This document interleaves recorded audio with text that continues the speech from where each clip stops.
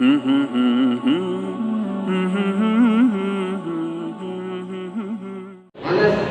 bin Malik radhiyallahu taala anhu mengatakan qala Rasulullah sallallahu alaihi wasallam bahwasanya Nabi sallallahu alaihi wasallam bersabda salatun man kunna fihi wajada halawata iman. Ada tiga perkara di mana apabila tiga perkara ini ada dalam diri seseorang, dia akan merasakan lezatnya keimanan, dia akan merasakan manisnya keimanan, kata Nabi sallallahu alaihi wasallam. Kemudian Nabi mengatakan yang pertama ayatul Allah wa rasuluhu ahabba ilaihi mimma siwahuma. Yang pertama, hendaknya seseorang itu mencintai Allah dan Rasulullah SAW melebihi cinta kepada selain keduanya. Artinya apa? Cinta kepada Allah dan Rasul harus didahulukan di samping keduanya. Yang kedua kata Rasulullah SAW, wa ayyuhibbal mar'a la yuhibbuhu illa lillah. Dan hendaknya seseorang apabila dia ingin merasakan manisnya keimanan, kata Nabi sallallahu alaihi wasallam, yang kedua yang wajib dia lakukan adalah dia harus mencintai sesama manusia. Tapi cinta tidak boleh sembarang diletakkan kepada semua orang, melainkan ya, la yuhibbul mar'a la yuhibbuhu illa lillah. Hendaknya dia mencintai seseorang sesama manusia berdasar cinta kepada Allah Subhanahu wa taala. Kemudian yang ketiga kata Nabi sallallahu alaihi wasallam, bagi siapa saja yang ingin merasakan lezat dan manisnya keimanan, yaitu wa ayyakraha an ya'udha fil kufri kama yakrahu an yuhdafa fillah. Hendaknya seseorang membenci kembali kepada kekufuran, kembali kepada keingkaran, kemaksiatan yang dia lakukan, seperti dia benci ketika ingin dilemparkan oleh orang lain ke dalam api.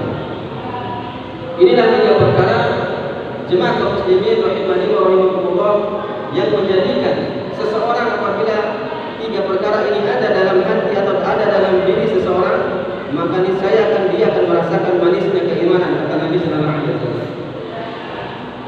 Jemaah kaum muslimin rahimani wa rahimakumullah, mungkin sebagian kita bertanya bagaimana mungkin iman itu manis? Iman itu manis.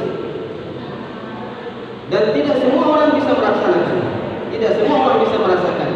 Makanya Imam Ibnu Hajar Al-Asqalani rahimahullah taala ketika menjelaskan hadis ini dalam Fathul Bari, yaitu hadis riwayat Imam Bukhari yang kami bacakan tadi, beliau mengatakan iman itu manis, iman halal. Iman itu manis kata beliau. Hanya saja tidak semua orang merasakan. Orang yang ada penyakit di dalam dirinya, ada kemunafikan, apalagi lebih-lebih mereka kafir ingkar kepada Allah, tidak akan sekali-sekali merasakan manisnya keimanan, kata beliau. Bahkan manisnya iman, kata beliau, lebih manis daripada madu. Kita datang meninggalkan urusan kita, pekerjaan kita, itu berdasarkan manisnya keimanan, beda. Jadi penat itu hilang ketika Allah panggil untuk mendatangi izin Allah bagi orang yang dia bisa merasakan manisnya iman, lezatnya beribadah kepada Allah, maka dia akan bersegera meninggalkan perkara-perkara yang lain. Sekalipun badannya capek, tubuhnya lelah, tapi dia akan memenuhi panggilan Allah Subhanahu wa taala.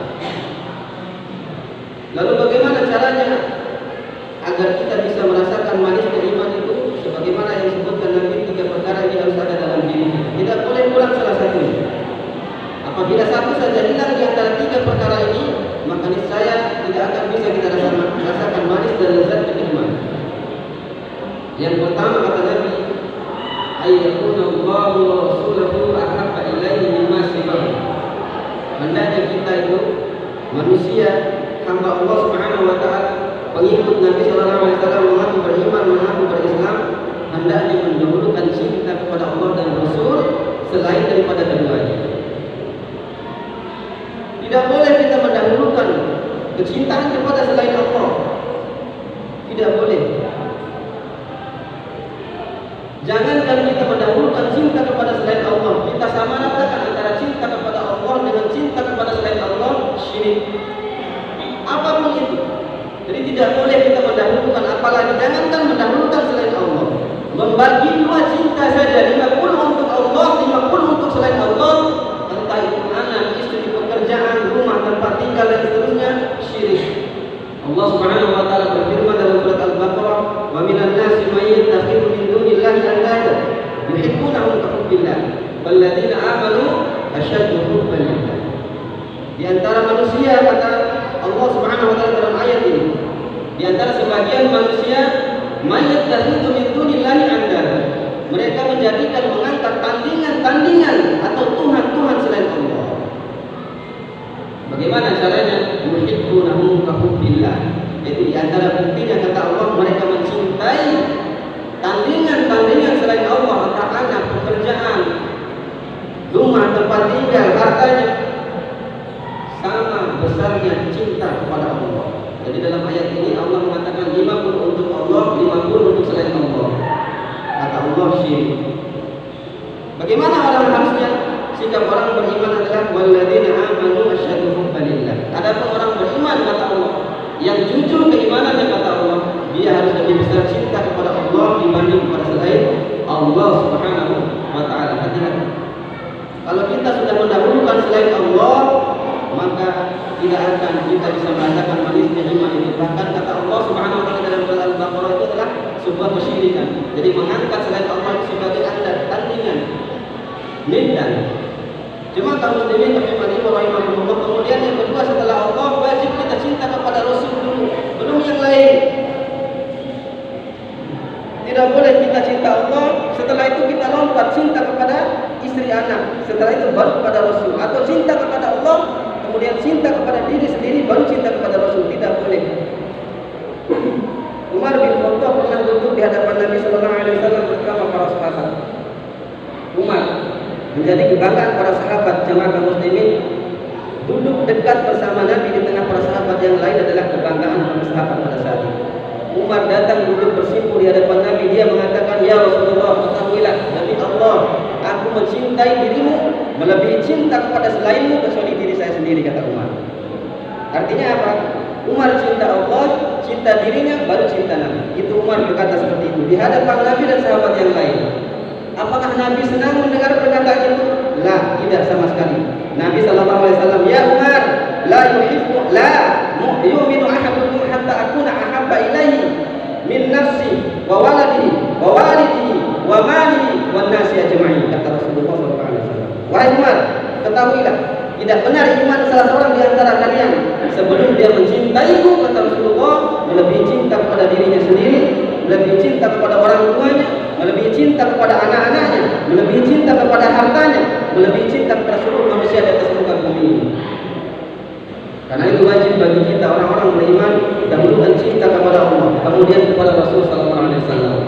Makanya dalam surat At-Taubah Allah Subhanahu wa taala berfirman, "Qul in kana abakum wa abnaukum wa ikhwanukum wa 'ashiratukum wa azwajukum wa amwalun taraftumuha wa tijaratun takhshawna kasadaha wa masakin tardawnaha." 8 perkara. Ahabba ilaikum minallah wa rasul wa jihadan fi sabilihi fatarabbasu hatta ya'ti Allah bi amri innallaha la yahdil qaumal fasiqin. Dalam ayat ini Allah mengatakan, "Qul," katakanlah wahai Muhammad kepada mereka semua, para sahabat dan kita juga. In kana abakum, apakah kalian lebih mendahulukan bapak-bapak kalian, lebih mendahulukan saudara-saudara kalian, istri kalian, anak kalian, harta kalian, bisnis kalian yang takut kalian bangkrut, rumah tinggal yang kalian cintai, dan saudara-saudara kalian, sepupu kalian, om tante kalian lebih kalian cintai, minallah wa rasul wa jihadan fi sabilillah. Semua 8 perkara itu, apabila kalian lebih cinta dibanding Allah, Rasul dan jihad, fatarabbasu hatta ya'ti Allah bi amri. Tunggulah sampai datang siksaan Allah Subhanahu wa taala. Nauzubillah. Ayat ini Allah mengatakan, innallaha la yahdil qaumal fasiqin. Sesungguhnya Allah tidak memberi hidayah kepada orang-orang yang fasik.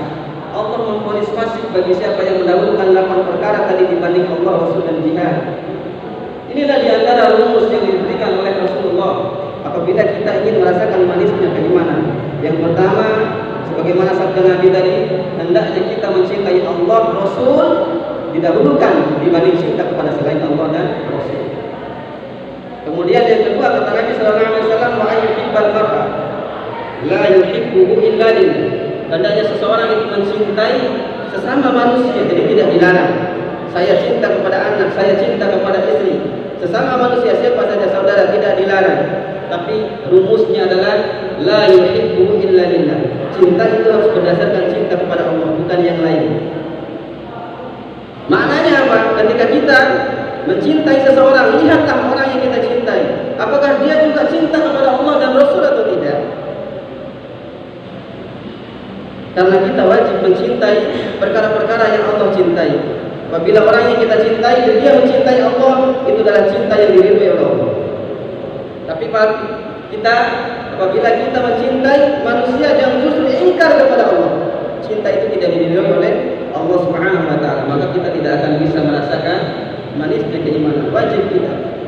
Jadi tidak dilarang 100% kita mencintai sesama manusia, tidak. Tapi rumusnya kita cinta kepada sesama manusia harus berdasarkan cinta kepada Allah Subhanahu wa taala. Jadi ini diantara rumus yang disampaikan oleh Rasulullah SAW. Ada kisah seorang sahabat Anas bin Nadhr yang diriwayatkan oleh Anas bin Malik radhiyallahu taala anhu. Anas bin Nadhr ini pamannya Anas bin Malik, sama-sama Anas namanya. Anas bin Nadhr dia pernah bersumpah di hadapan Nabi sallallahu alaihi wasallam, "Ya Rasulullah, ketahuilah apabila nanti ada peperangan, genderang perang sudah ditiupkan, sudah ditabung, maka ketahuilah saya menebus nyawa saya demi membela-Mu ya Rasulullah, demi membela Allah dan membela-Mu ya Rasulullah, demi membela agama-Mu ya Rasulullah."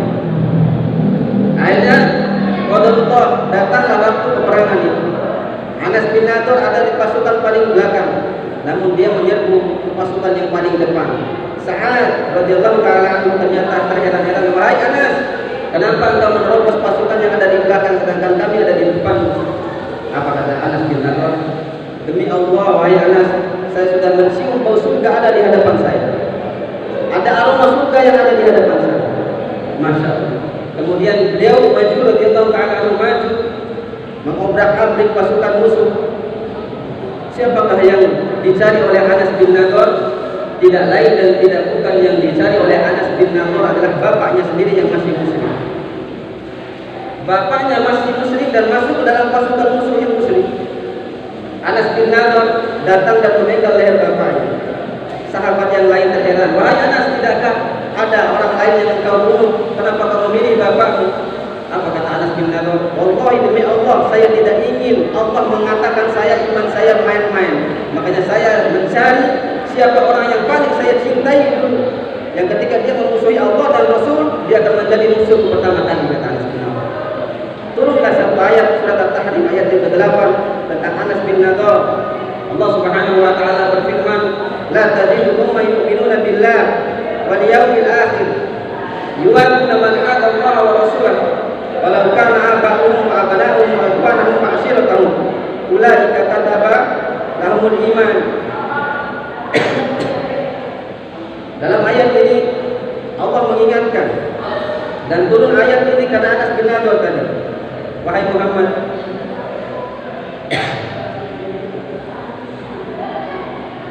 wahai Muhammad, sekali-kali tidak akan kamu dapatkan orang yang beriman kepada Allah dan hari akhir.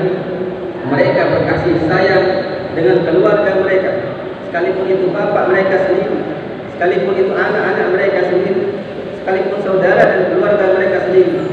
Kalau mereka yang kufur ini, mereka membenci Allah, Rasul, syariat Allah dan Rasul sallallahu alaihi wasallam, maka tidak boleh kita cintai. Tidak boleh kita cintai. Ini sesuai dengan firman Allah Subhanahu wa taala. Inilah jemaah kaum muslimin rahimani wa rahimakumullah, di antara dua perkara yang disampaikan oleh Allah Subhanahu wa taala, yang disampaikan oleh Rasulullah sallallahu alaihi wasallam apabila kita ingin merasakan manisnya keimanan. Untuk khutbah yang pertama saya cukupkan sekian. Aku lupa lihat astagfirullah wa lakum.